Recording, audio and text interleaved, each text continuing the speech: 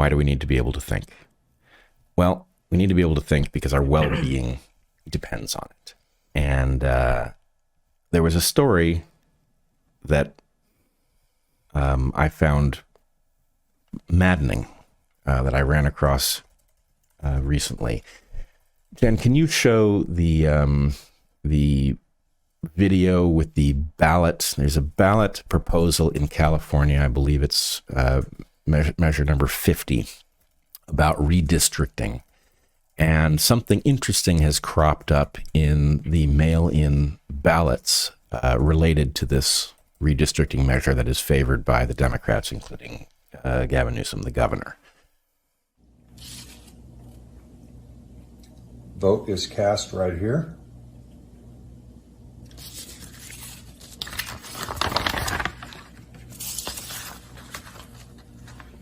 Put the ballot in this way.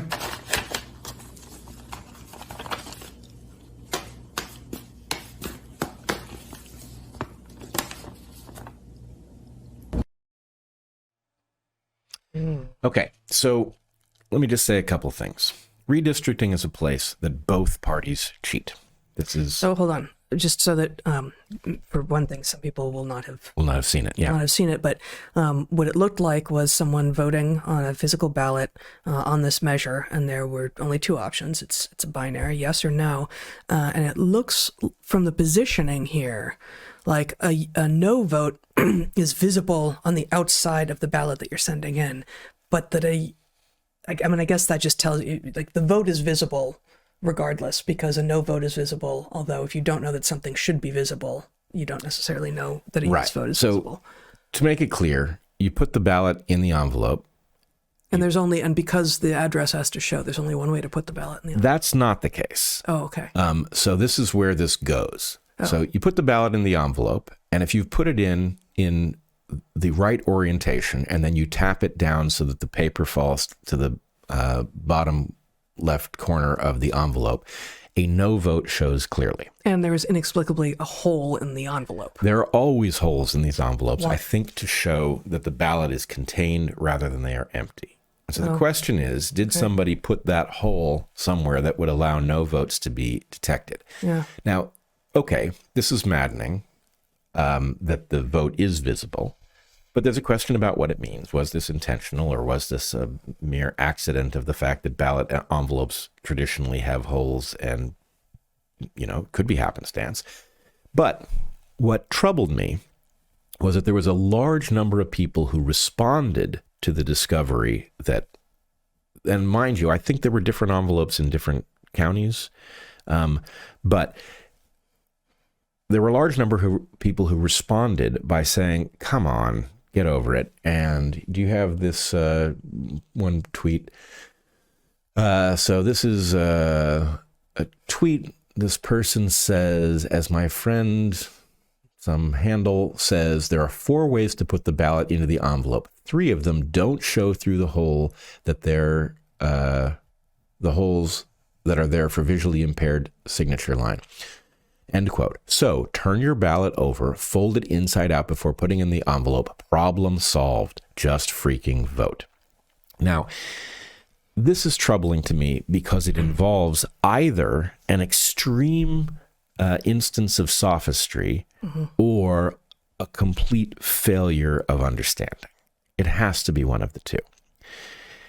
If we imagine that hole was placed by someone who intends to use the information about which envelopes contain no votes, presumably by disappearing those ballots at some stage in the process and adjusting the count, then the fact that there are 4 ways to put the ballot in the envelope, 2 of which you won't happen onto because they require folding the ballot in the opposite way that it's currently folded. Let's put it this way. One of the natural ways to fold this ballot and put it in the envelope results in the vote showing. From the point of view of a cheater, if you were in the mindset of a cheater and you placed that hole so that it would reveal no votes, you don't need to reveal every no vote. Right. The fact that you have a way to immunize your no vote so nobody can see it doesn't mean a damn thing. Right.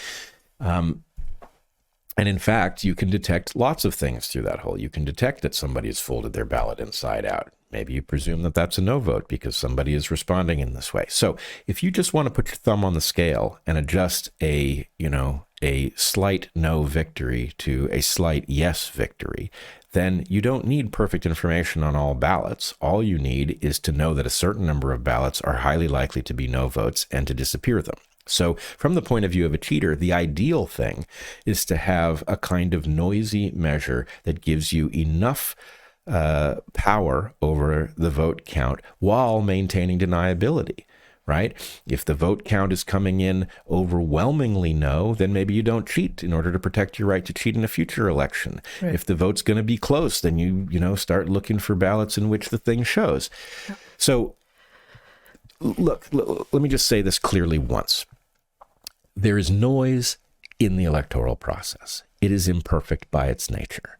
There is no strong argument. If you have an election and somebody wins by a handful of votes, right? The fact that they do take the seat isn't vastly more just than they don't take the seat, because you don't know how many people got sick and didn't go. The point is, as long as the slop in the system is equally likely to go both ways, so that on a razor-thin vote, Team A wins half the time and loses half the time, the system of democracy works. But if some team engineers a mechanism so they win a disproportionate number of the noisy, razor-sharp elections, then the point is that is a massive distortion of democracy.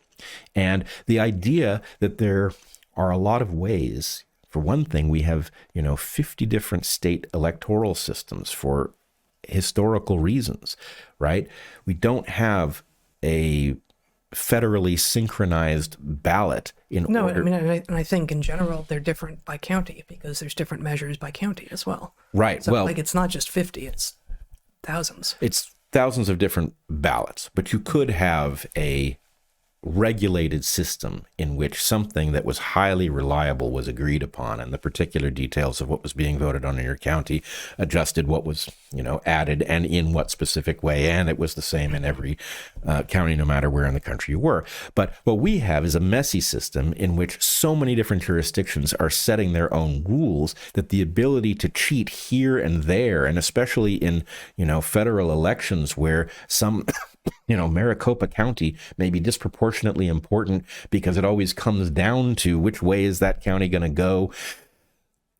The opportunity for cheating is profound, and you have two choices. You can have a system in which cheating is so unthinkable that it's very, very rare, right? Where the penalties are very high and we agree on a system that makes it very difficult to do without running a risk. Or you can have a system in which cheating is relatively common, but it is equally likely to go both ways. That is a vastly worse system. But what you can't have is a system in which the people in power, let's say the Democrats in California, have the ability to, and this is sort of it's meta cheating, because if they're cheating, again, I don't know if this was happenstance or not, but if they're going to cheat on ballot measure 50, well, that's a redistricting measure. Mm-hmm. So redistricting is already cheating. So the point is, if you want to cheat in order to cheat better at redistricting, that's a double cheat. I don't know why you wouldn't pre-cheat. Yeah, why wouldn't you pre-cheat? Exactly. So again, these people don't care about us. This is about power. We voters are an annoyance. Elections are an annoyance. But we need to start tending our rights, and we all need to agree, blue, red, and otherwise, we all need to agree that a system in which you can't cheat is the one that serves us all. We have to agree on that, and that means we have to punish the people who want to cheat, irrespective of what side they're on. Doesn't matter if they're on your side.